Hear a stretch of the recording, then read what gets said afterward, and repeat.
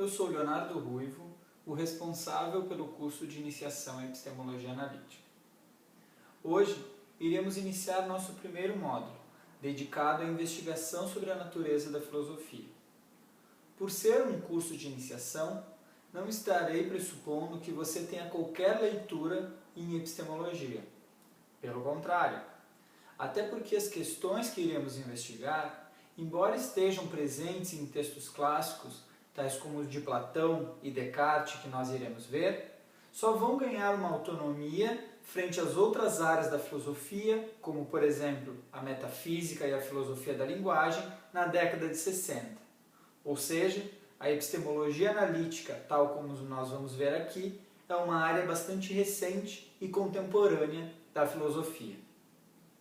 Mas antes de entrarmos na conversa sobre epistemologia propriamente dita, e dado que a epistemologia é uma área da filosofia, o ideal é iniciarmos pela indagação: o que é filosofia? A esse respeito, o livro de Thomas Nagel, Uma Breve Introdução à Filosofia, é uma excelente via para aqueles que buscam um primeiro contato com a área. Nagel é um filósofo contemporâneo, norte-americano, e que atualmente ainda leciona na Universidade de Nova York. Na introdução do livro, que está disponível para a leitura de vocês, Nagel aponta uma primeira característica bastante importante da investigação filosófica. Trata-se de uma atividade focada em problemas que são naturalmente intrigantes. Desse modo, assim como no livro do autor, nós iremos nos engajar diretamente com essa atividade, ou seja, iremos nos engajar diretamente com os problemas filosóficos. Mas o que distingue problemas filosóficos dos problemas investigados por outras áreas, por outras disciplinas? Para pensarmos nisso, é importante notarmos que as disciplinas particulares possuem um objeto de estudo, ou seja, aquilo que a disciplina estuda. E, por outro lado, um método, ou seja, o modo como essa disciplina leva a cabo esse estudo. Por exemplo, o objeto de estudo da biologia são as propriedades dos organismos vivos. E a biologia utiliza como método a observação e elaboração de teorias que depois serão testadas, por vezes, em laboratórios. Já a aritmética estuda as propriedades da adição, subtração e etc. E o método que a aritmética utiliza é o cálculo. Mas e a filosofia? A filosofia se ocupa com problemas de modo diferente que a ciência, pois seu método não envolve experimentação e observação, mas reflexão. Ou seja, a filosofia é uma atividade eminentemente teórica. Mas a matemática também é teórica, porque não envolve experimentação e observação, tal como as ciências o fazem. Assim, o que distingue a matemática da filosofia? Elas se distinguem porque, enquanto o cálculo oferece um método formal de investigação para a matemática, a filosofia não possui esse método. Ela é uma atividade reflexiva pautada na indagação. Vou me permitir citar o próprio Nagel, que é bastante claro sobre isso. Ele diz: a principal ocupação da filosofia é questionar e entender ideias muito comuns que todos nós usamos no dia a dia sem nem sequer refletir sobre elas. O historiador perguntará o que aconteceu em determinado tempo no passado, enquanto o filósofo indagará o que é o tempo. O matemático investigará a relação entre os números, ao passo que o filósofo perguntará: o que é um número? O físico desejará saber de que são feitos os átomos, ou como se explica a gravidade. Mas o filósofo indagará: como podemos saber se existe alguma coisa fora da nossa mente? Fim de citação. Ou seja, a filosofia tem como objeto de estudo problemas eminentemente teóricos, relativos ao pensamento humano, de um modo reflexivo e indagador. Tal definição, apesar de ser bastante geral, começa a delinear o que há de específico no campo da filosofia e, ao mesmo tempo, porque é tão difícil delimitar a especificidade da filosofia. É difícil delimitá-lo porque, ao lidar com problemas teóricos do pensamento humano, podemos dizer que, potencialmente, todos fazemos filosofia. O trecho do Nagel é bastante feliz em elucidar isso. As disciplinas particulares, história, matemática, física, etc., pensam sobre uma série de coisas, mas, a rigor, de modo não filosófico. Por quê? Porque elas tomam como dado, por exemplo, no caso da história, que o tempo existe, ou no caso da matemática, que os números existem, ou no caso da física, que existe a realidade. E não há nada de errado nisso, nas disciplinas particulares tomarem essas coisas como dado. Os historiadores, matemáticos e físicos precisam pressupor essas e outras coisas para o exercício da sua atividade. E a atividade filosófica se mistura e se distingue porque, por exemplo, um historiador pode também pensar filosoficamente quando ele se questiona sobre o tempo, ou o matemático sobre os números e o físico sobre a realidade, para seguirmos nesses exemplos do Nagel. Há muitas coisas que podemos fazer sem a própria filosofia, mas é central que a atividade filosófica envolve o exame de pressuposições. É isso que faz dela reflexiva e indagadora. E essa atividade pode sempre surgir, independentemente do contexto em que nos encontramos, seja em uma sala de aula, em um laboratório ou até mesmo numa mesa de bar. Por que não? Ainda que a filosofia possa surgir em qualquer tipo de contexto, cabe notar que ela não é uma atividade banal e desprovida de valor.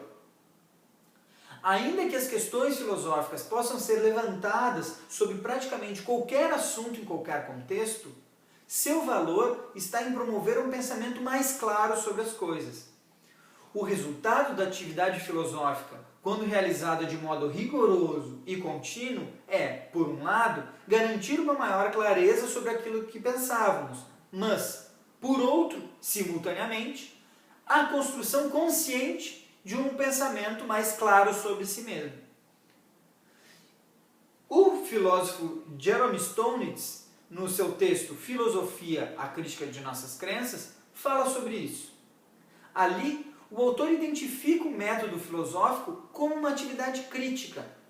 Mas a crítica filosófica, ele qualifica rapidamente, distingue-se da realizada pelo senso comum, porque ocupa-se com as virtudes e com os defeitos do objeto analisado. Além disso, o autor, Stonitz, também conceitua de modo mais preciso a ideia de que a filosofia se ocupa com problemas teóricos do pensamento humano. Nas palavras dele, o objeto de estudo da filosofia são crenças comuns e abstratas. Comuns porque parece que os seres humanos historicamente partilham delas, tais como perguntas sobre a existência de Deus, ou a existência de deveres éticos, ou acerca dos valores da existência humana. E são abstratas porque não podem ser testadas e experimentadas como na ciência e nem verificadas como na matemática. Tais crenças desempenham um papel muito importante nas nossas vidas. Por definição, uma crença é algo que tomamos como verdadeiro. Assim, se eu creio que está chovendo agora, é porque eu tomo o mundo como tal em que chove agora. Dito de outro modo, se eu creio que hoje chove, é porque eu tomo como verdadeiro o fato de que está chovendo. E nós agimos sobre aquilo que tomamos como verdadeiro. Agimos sobre as nossas crenças. Seguindo no nosso exemplo, se eu creio que hoje está chovendo e eu vou sair de casa, eu oriento a minha ação para pegar um guarda-chuva. Afinal, chove. Ou então, se eu creio que está chovendo e alguém que virá me visitar me liga e pergunta como está o tempo aí, é natural que, dado que eu creio que está chovendo, eu responda, está chovendo. Esses são exemplos que ilustram o que é uma crença. É tomar algo como verdadeiro e como nós nos relacionamos com nossas crenças. Elas dirigem o curso de nossas vidas.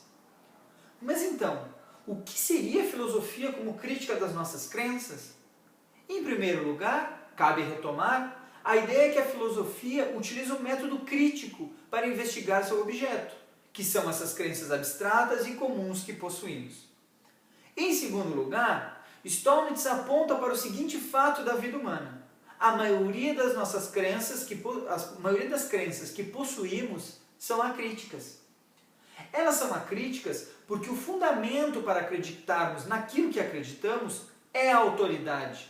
No mais das vezes, é a autoridade. E a autoridade individual, alguma pessoa, ou institucional, alguma organização, que utilizamos como fundamento das nossas crenças. Pense, por exemplo, naquilo que acreditamos sobre a situação política do nosso país. Quantas pessoas você conhece que buscam maiores informações ao invés de tomar como verdadeiro, imediatamente, algo que lê em um único jornal ou ouve em algum grupo de amigos que partilha dos mesmos valores? Stolnitz diz, eu cito, uma crença não é verdadeira simplesmente porque uma autoridade qualquer o diz que é.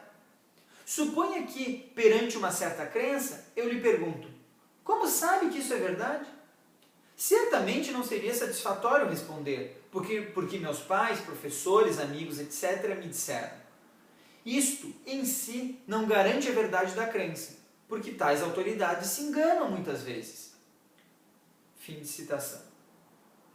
O que a atividade crítica da filosofia exige é que, quando acreditamos em algo, nós acreditemos não porque alguém o disse, mas porque certos fatos parecem atestar a verdade daquilo que acreditamos. Ou, no rótulo do autor, a verdade de uma crença tem de depender dos seus próprios méritos. É claro, para seguirmos os exemplos que dissemos acima, quando uma pessoa lê uma informação em um único jornal, essa pessoa poderia dizer que acredita no que leu porque o jornal é confiável. Mas poderíamos perguntar a essa pessoa, mas como você sabe que o jornal é confiável? Você sabia que são somente 11 famílias no país, no Brasil, que controlam todos os meios de telecomunicação disponíveis? Por que você acha que, dado esse contexto, uma informação em um único jornal pode ser confiável? Em suma, a atividade crítica aqui se refere a procurar boas razões, ou seja, bons argumentos para aceitar ou recusar as crenças que temos sobre o mundo. E isso exige analisar cuidadosa e imparcialmente as crenças em questão para buscarmos determinar se elas têm mérito ou não, ou seja, se elas são verdadeiras ou falsas. Isso se conecta diretamente com o propósito do nosso curso. É um fato que vivemos na era da informação, mas desse fato não se segue que hoje nós temos bons critérios para distinguir boa informação de má informação, informação verdadeira de informação falsa. Do mesmo modo, é um fato que as questões filosóficas estão presentes no nosso dia a dia. Mas desse fato não se segue que as pessoas pensem filosoficamente. Durante o primeiro vídeo desse módulo, busquei delimitar quais são o método e o objeto da filosofia. Contrastando com outras disciplinas, mostrei que o método é a atividade crítica e o objeto são as crenças comuns e abstratas. Também apresentei algumas características dessas crenças e do método crítico da filosofia. No nosso próximo vídeo, aprofundarei, a partir do texto de Peter Gitt, essa ideia do espírito crítico da filosofia. Muito obrigado.